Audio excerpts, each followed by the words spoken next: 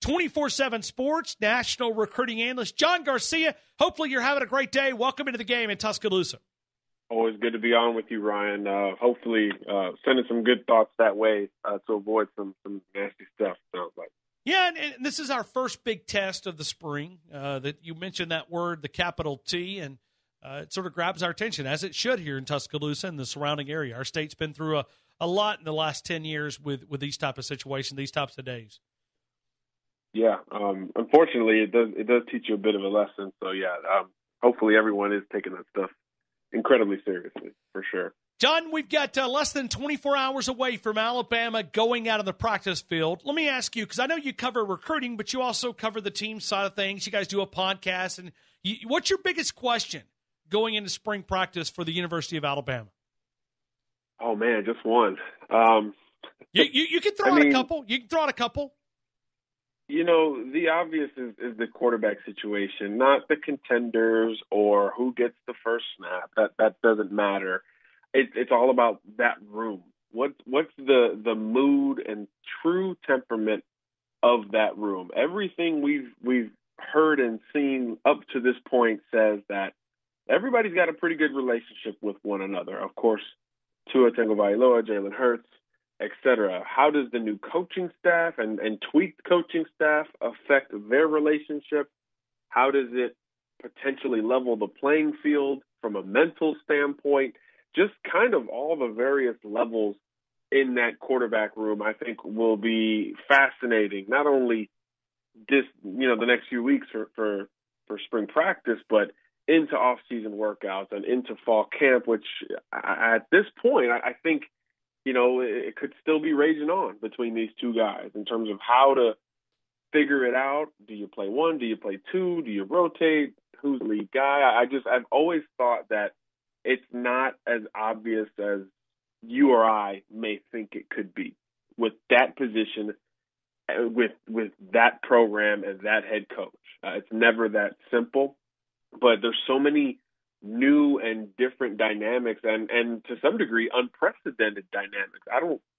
I'm not a historian, but I don't think a backup quarterback has come in, and kind of saved the day in a game that big, with so much eligibility with both quarterbacks remaining and the first guy having so much success before that point. I just don't know if that's ever happened. We've seen quarterback controversies and we've seen teams use two different styles, even in the SEC. I mean, you look at, Tim Tebow, Chris Leak, I think was a good example, but it was so different because Chris Leak was the old guy, the veteran, he'd been there, and Tebow was this immense talent you couldn't keep off the field. And it worked. And I believe they won at least one title together. Could that be something Nick Saban and company, go off of? I have no idea, but just the entire dynamic, basically, no matter how you look at that quarterback room, from a coaching to a player to an X's and O standpoint, is truly fascinating. And I think the conversation has to begin there. John, being a former collegiate player, Nick Saban always talks about the team picks the quarterback. They get behind a certain guy. Let me ask you from a player perspective, put the former player hat on and not the recruiting analyst, and help us understand that statement when Nick Saban says the team picks the quarterback. Help us understand that from your perspective. It's just the build-up to everything is so intimate between a quarterback and his linemen, a quarterback and his receivers, from communication to body language and all that. But even on the other side of the ball, when you go good on good, ones-on-ones in practice, which Alabama does a lot and every team does a lot during the spring especially, you know who kind of bothers you a little bit more from a defensive back's perspective. Okay, I'm worried about this guy a little bit more for these reasons. And vice versa with an athletic dual threat type of quarterback like Jalen Hurts. It all works itself out. It's kind of a survival of the fittest almost when you're on the football field every single day and in between practices as well. Like I said, it's not just, hey, this guy's stats were better, if you will, if somebody, kept those stats during practice. There's a feel, there's a level of trust that is necessary. And that stuff can't be manufactured. It has to be organic. It has to truly come from one guy more than the other. And I think that's the element of any quarterback competition that people don't focus enough on. It's not just about, who's got the better arm, who's got the better legs, who's got the better brain. It's that trust. It's not just the offense either. So I think that's where, again, it's going to be so fascinating. Even just how competitive they are with each other and how they treat each other will be something that the team will absorb, just like we want to know about it. They'll kind of keep an eye on that as well. And that could factor into who is the trusted guy. And that's another reason why I think it's going to be pretty tough to figure out, because for 2 straight years, that guy's been Jalen Hurts. That's the guy who grabbed the bull by the horns, which is the phrase Nick Saban always uses in looking for his quarterback. So I can't even begin to truly get into how fascinating it is. But from a player's perspective, it's about kind of the vibe. It sounds simple, your gut, a vibe. It's not something that you can really quantify, but it's something that if we're talking about it a lot, I can only imagine how much it's being discussed in the dorms, at the dining hall, in between classes, what have you. It's something that is can create division as well. So it's truly going to define, I think, how this 2018 Alabama team looks. I want to pick your brain here on some defensive backs. Obviously, that is a position that you played that at the college level. Let's go to Deonte Thompson. At the back part of the season, Hootie Jones went down in a knee injury against the Auburn Tigers down in Lee County. Deonte Thompson showed us something, but more importantly, he got on the field, which gives you some stability back there in that secondary. Tell me what you see in Deonte Thompson. Yeah, it's unbelievable talent to replace the amount of guys in that secondary. But like you said, kind of the best of a bad situation for Alabama was Deonte Thompson getting on the field and, like you said, flashing. Before that, he was a reserve special teams guy, made a couple of nice plays to turn your heads and make you look into the program to see who number 14 was. But I think he really settled in. He's always been a very confident, intelligent kid, which goes right into that stereotypical free safety, if you will. And he was a coverage guy. He was a great receiver in high school, too. So you expected him to kind of be that classic long and lean field general back there. But I think where he surprised me, and I would assume some others, is how physical he was, how much of a balanced safety he looked like. And that's the staple of the Alabama defense. You want to have safeties who can play the run and the pass equally, so that your defense is not vulnerable just based simply on personnel. If your good coverage safety is on the left-hand side and your run stuffer's on the right-hand side and it's a passing play, the quarterback's going to most likely look towards the right first. But if both guys can do both, now all of a sudden you can get more exotic with your defensive packages. You can disguise coverages more, and obviously you can trust that safety more. And I think that's where Thompson surprised me. He was physical in run support, and he shot his gun quick, if you will. He came up very, very aggressively against Clemson in particular and filled those lanes, which is not easy to do. It's one of the hardest tackles you could possibly have in football, and he was very good against legitimate, future NFL type of competition against Clemson in particular. So I think him showing he's a balanced guy who can come play aggressive football in addition to what we thought we already knew about him, I think that leaves a lot of intrigue around his name. And like you said, in terms of experience from last year, he's kind of the guy. So it's going to be interesting to see how he not only builds on his physical and playing experience, but kind of maybe becomes the rallying guy for the secondary. You always need a guy like that, and the safety is typically the first spot you look in search of that. So I think a big spring is going to be necessary for Thompson and the success of the secondary. We're talking to John Garcia, college football recruiting analyst, 24/7 Sports, BamaOnline.com. He's also part of Yellowhammer 247 Sports. He does the podcast available right there that you can subscribe. Best way to connect with John is on the Twitter account at John Garcia _Jr. They're available. Let's go to Shayon Carter here for a couple of minutes at that star position. What do you see in Shayon Carter? Sometimes you see a guy and you think he fits a certain spot so well. There's a difference between versatility, like a Minka Fitzpatrick, where you you kind of felt good no matter where he lined up because he was just that type of five-star everything coming out. But with Shayon Carter, it was so much more narrowly focused. A big, compact kid for a cornerback, well over 5'11", 6 foot or so, around that 200-pound mark, kind of Tony Brown build, just on the surface, not obviously as freakish as Tony, but he's got that compact frame that lends itself into the interior, into that slot corner, that star, that nickelback, that traditional position that has become so important in every level of football. You don't know because he doesn't have the experience. He got some spot duty, I believe, his freshman year and a little bit in between, but he's been banged up a little bit. He hasn't quite showed that big flash like we just talked about with Deonte Thompson, or we talked about with Trevon Diggs, last year, or in 2016, I should say, when he was a freshman. He hasn't had quite that opportunity. We know the skill set is there. He's very good in short areas.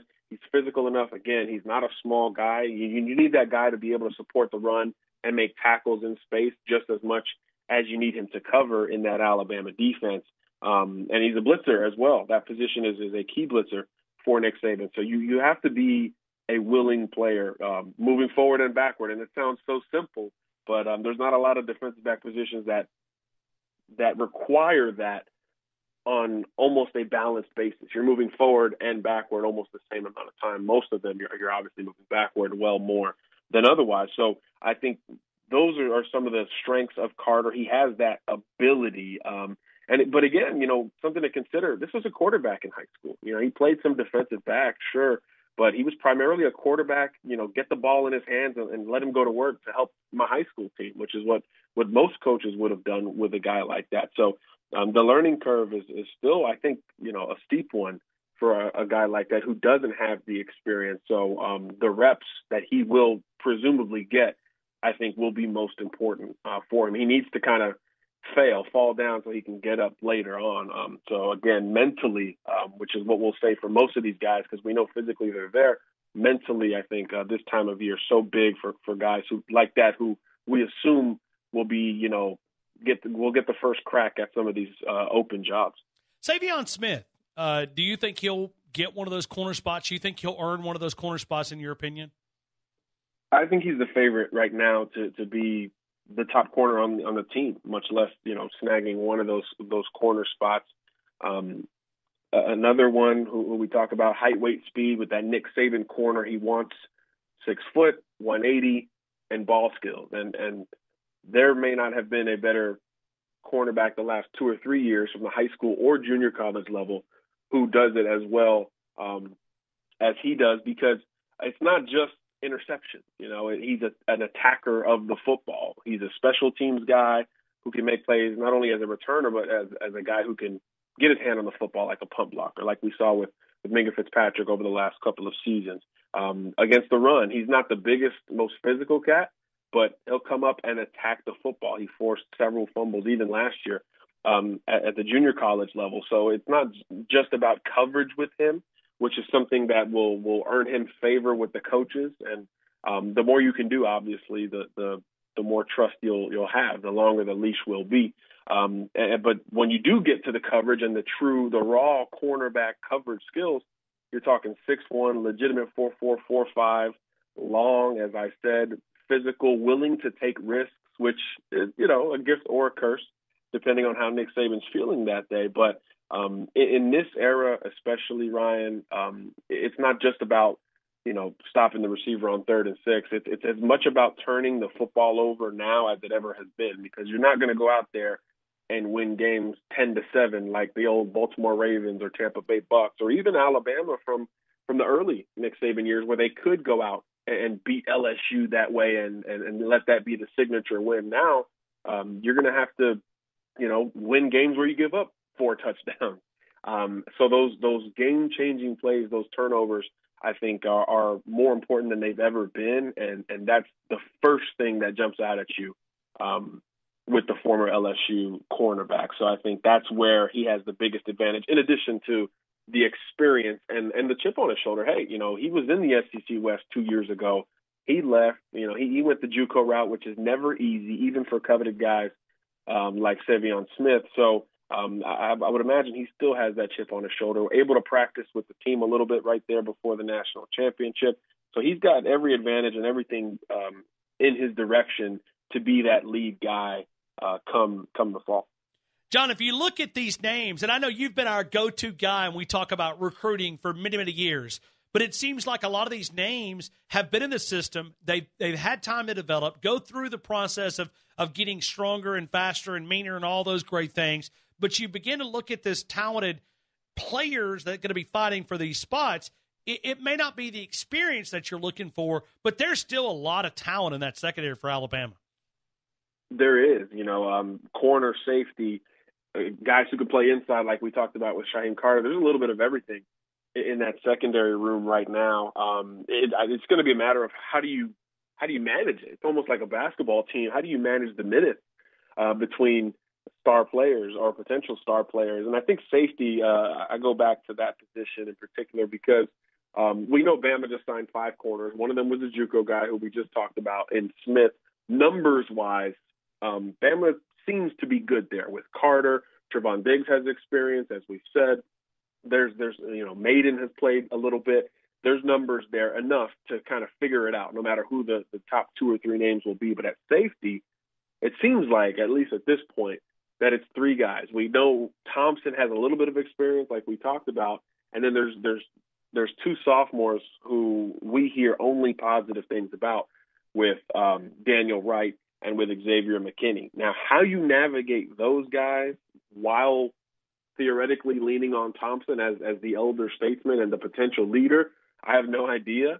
But you got to get those guys on the field together. So if one of them between the 3 can maybe show they can play a nickel or a dime position, I think that's where I think Alabama would feel most comfortable because those guys have all almost counterbalanced each other. We talked about safeties who can do both, and they all can play the run and the pass, but there's still some clear strength, at least at this early juncture, with those guys. I think Wright is a little bit more finesse, a little bit more inept to play the passing game, and then McKinney a little bit more filled out, a little more physical, a little more destined to play closer to the line of scrimmage. So I think if you can find a way to navigate all 3 of those guys, maybe even together in certain packages, I think that would benefit Alabama a lot. Again, we hear a ton of praise for those guys every time we check in with someone on or off the record. So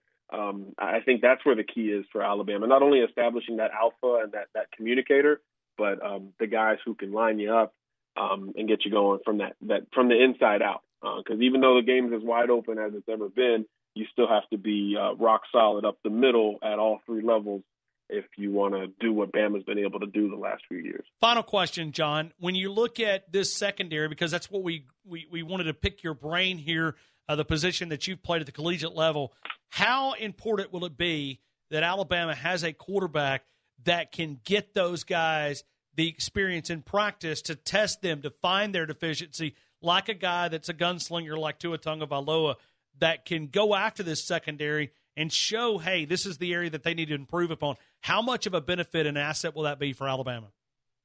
Yeah, not only Tua, but the receivers. I mean, Sure. Those guys, as we saw, I mean, that group, came in together like a well-oiled machine ready for their big moment.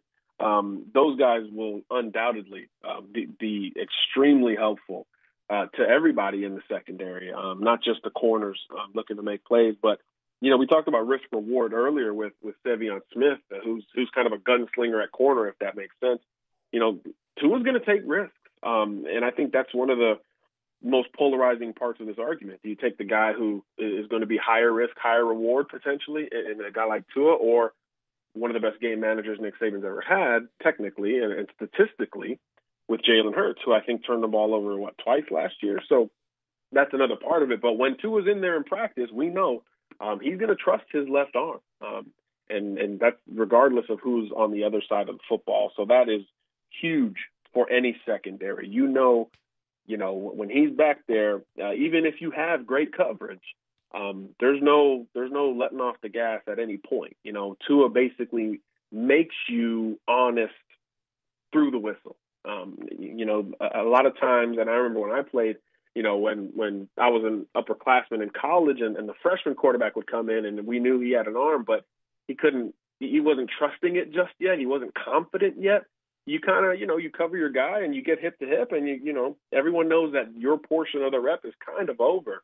But with Tua, he's willing to take those chances, even when it appears like a no-fly zone. Don't throw it here. I think he's still, much more willing to do so than any other quarterback. So you have to basically play through the whistle on every step. It sounds small and insignificant, but that's something that over time, and we're in March right now, so over time into August and September really adds up. So it's almost like doubling your reps. You have to be good on the front end and all the way through with those guys who are all good athletes at quarterback as well. So I think that will be the biggest aid for this secondary. And I think that's where Alabama's going to learn most about these guys, because they're going to fail going against these guys who are rated just as highly as they were at receiver, who are all more speed than power at this point, along with those quarterbacks. So I think how they react to that at a position that has to deal with a lot of failure, like in the secondary,